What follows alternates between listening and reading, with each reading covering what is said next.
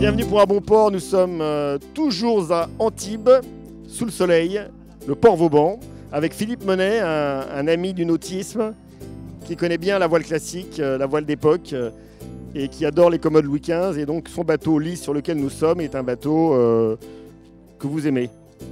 Oui, c'est un bateau que j'ai en copropriété avec Jean-Pierre Jarrier, l'ancien pilote de Formule 1, qui adore le bateau aussi. C'est lui qui avait trouvé ce bateau il y a une quinzaine d'années. Évidemment, on l'a tout refait. C'est un bateau qui est assez agréable à la fois pour la croisière et pour la course parce qu'il marche très très bien. Donc vous participez au Panerai Classic Yacht Challenge et vous êtes donc à l'étape des voiles d'Antibes. Antibes, vous connaissez bien aussi?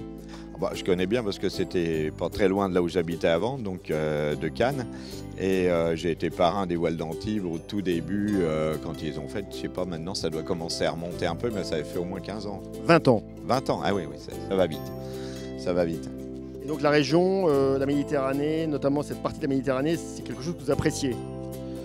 Oui, parce que c'est une époque où il ne fait pas encore trop chaud, même si là c'est des 3 jours, enfin depuis 15 jours, là il fait quand même très chaud pour la saison.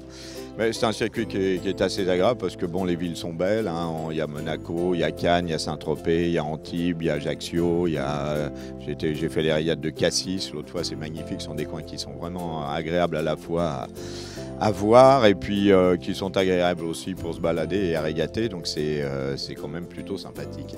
Vous qui aimez les contrastes, ça vous gêne pas de vous retrouver avec le quai des milliardaires, avec des yachts d'une certaine dimension et des bateaux d'époque juste à côté? Les contrastes vous plaisent? Oui, j'aime bien les contrastes parce que tous les gens ont des goûts différents.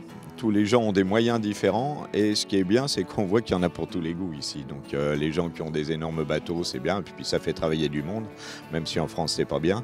Et on voit des pointus, il y avait une régate de pointus qui venait de Cagnes-sur-Mer avec des voiles latines, donc on les a croisés, ce sont des époques différentes, ce sont des styles différents, et en fait tout se marie très très bien. Donc vous aimez bien aussi donc, tout ce qui est moteur, vous avez gagné, on le sait tous, le Paris-Dakar plusieurs fois. Donc par exemple les Riva qui sont juste à côté, ça vous plaît aussi? Bah oui, j'en avais 2 là il y a quelques années et puis je les ai vendus pour alimenter la caisse du bord quand je cherche de l'argent pour mes projets. Donc j'aime bien ça et en même temps ce sont des investissements qui sont pas idiots. Donc on mêle à la fois un peu l'amour des choses qui sont bien faites parce que il y a eu des siècles, des millénaires d'ailleurs d'évolution de la marine, de la construction et on est arrivé à un art aujourd'hui qui a complètement changé parce que toute la construction en bois qui se faisait depuis on va dire 5000 ans, a évolué et puis maintenant on est passé sur des matériaux différents et la construction est différente et le savoir ça se perd mais ça se retrouve aussi quand on revient. Moi c'est vrai que j'ai recréé les régates royales de Cannes en 78 avec un autre vieux bateau que j'ai toujours à Cannes. Jamais on n'aurait pensé que ça donne l'envie à tout le monde de revenir. Aujourd'hui, à l'époque, les bateaux en bois, plus personne n'en voulait. Ils étaient trop chers, c'était en bois, ils étaient tous pourris. Bon, heureusement, il y en avait quelques-uns qui ont été sauvés, qui sont là aujourd'hui, qui sont dans un état d'ailleurs encore plus beau que quand ils ont été construits et mis à l'eau. Donc justement, alors, vous allez nous parler de vos projets de bateaux modernes, du bateau plus tourné vers le futur, mais comme la crise a impacté tout ça, manifestement aujourd'hui, le circuit de la voile classique semble fonctionner un peu mieux parce que c'est probablement moins cher, budget plus abordable, les propriétaires sont capables de financer ce genre de projet. Je crois qu'il y a eu quelque chose qui est différent, qui est aussi mêlé en fait à l'évolution qu'on a vue. À l'époque, on avait des boîtes qui marchaient bien en France et dans les autres pays, et les boîtes avaient besoin de renommée et le sponsoring est arrivé. Donc c'est toute l'ère de Tabarly, le multicoque, toute cette époque que j'ai connue. Évidemment, et puis après les gens ont vendu leurs boîtes. C'est vrai qu'aujourd'hui soit ils se cassent à l'étranger, soit ils les vendent. Et puis donc les boîtes ont moins d'argent aujourd'hui. Donc c'est vrai que tous les circuits de multicoque, de Vendée Globe se cassent la gueule. Et en même temps, l'argent est arrivé dans le vieux gréement. Et on voit ça aussi un peu dans les courses de vieilles voitures, les rallyes. Il y a beaucoup moins d'argent en rallye moderne qu'aujourd'hui. Par contre, les gens ont acheté des vieilles voitures. Les vieilles voitures ont gardé une cote. Même il y en a qui spéculent avec ça. Mais c'est extraordinaire parce que ça fait travailler beaucoup de gens. Dans des circuits qu'on n'attendait pas du tout d'ailleurs. Et des circuits, on n'attendait pas les circuits d'ailleurs. Maintenant, c'est vrai qu'il y a un engouement de tous ces bateaux qu'on retrouve régulièrement qui est extraordinaire. Et les mecs sont beaucoup mieux payés aujourd'hui sur ces bateaux-là. Maintenant, il y a des professionnels. Avant, plus personne ne savait naviguer sur ces bateaux-là. En même temps, ils étaient pourris, il ne fallait pas trop tirer dessus. Bon. Et là, les gens sont beaucoup plus payés en fait. C'est marrant et on retrouve plein de gens de la Coupe de l'América, du multicoque, du Figaro qui viennent sur ces circuits, qui se mêlent au circuit italien aussi, et ça navigue très très bien. Avant ça naviguait, c'était un peu charlot, aujourd'hui c'est extra. Là, votre bateau sont avant tout des amis qui viennent constituer l'équipage, comment ça fonctionne ?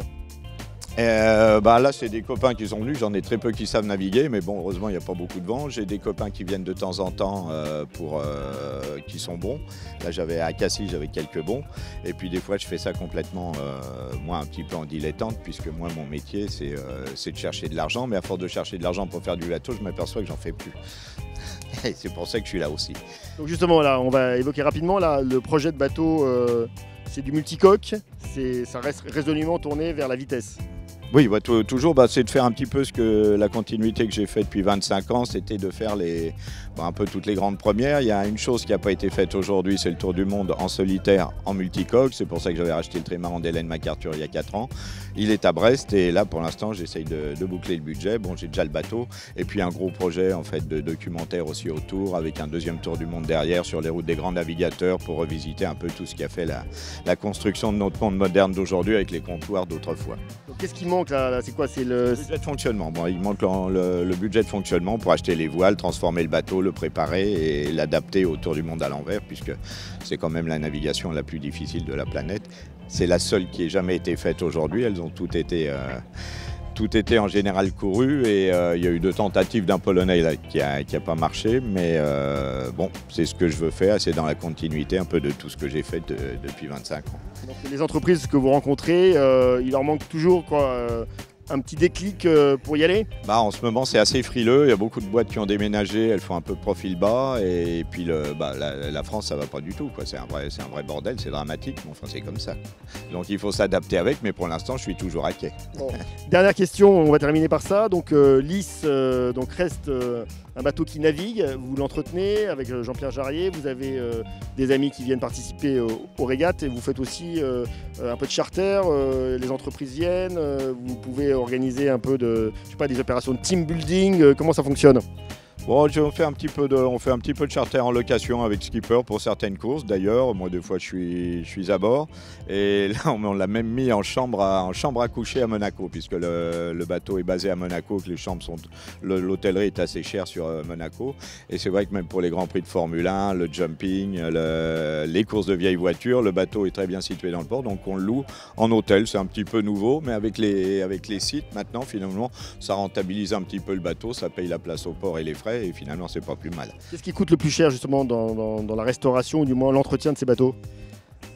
On dit les places au port ont énormément augmenté, sauf à Monaco. Enfin, ça a augmenté à Monaco, mais c'est pas très cher. Mais en France, je paye plus cher, presque le double en France, pour un bateau plus petit. Et les frais sont quand même assez importants, les frais de port. Et puis après, finalement, les frais d'entretien, quand les bateaux sont restaurés, bon, ça coûte quand même un petit peu d'argent, mais ça reste un bateau assez simple au niveau du gréement, de l'entretien des vernis. Les produits ont beaucoup évolué. Avant, les vernis, c'était 2 couches par an. Maintenant, on arrive à tenir 2-3 ans avec une couche de vernis. Donc, ça change quand même pas mal la donne, quoi. Je vais vous poser une question quand même d'actualité. On parle beaucoup en ce moment d'une taxe de mouillage qui serait peut-être votée bientôt par le gouvernement, qui au départ est basée sur la Corse, donc c'est la Méditerranée, la Corse. Vous avez une réaction par rapport à cette taxe de mouillage? Oh non, moi c'est juste une observation, hein. C'est-à-dire que c'est très simple, les petits bateaux qui ne peuvent pas partir, eux ils vont se goinfrer les taxes. Les gros bateaux, ça fait déjà 2 ans que de toute façon, entre le problème avec les agressions quand même, des douanes, des affaires maritimes en permanence, les gros bateaux, tout ce qui est charter et tout ce qui est loisir, ne font plus ni la France ni l'Italie. Ils sont partis sur la Croatie, la Grèce et la Turquie, où ils sont beaucoup mieux reçus, c'est moins cher. Et c'est tout simple, hein. Vous mettez des stacks, les gens s'en vont. Par contre, les petits qui n'ont pas les moyens de partir, bah, eux, ils trinquent. Ok, bon, moi ça a le mérite d'être clair. Merci Philippe Monet de nous avoir reçus sur Lys. Et nous on se retrouve très vite à bon port pour de nouvelles aventures. Au revoir.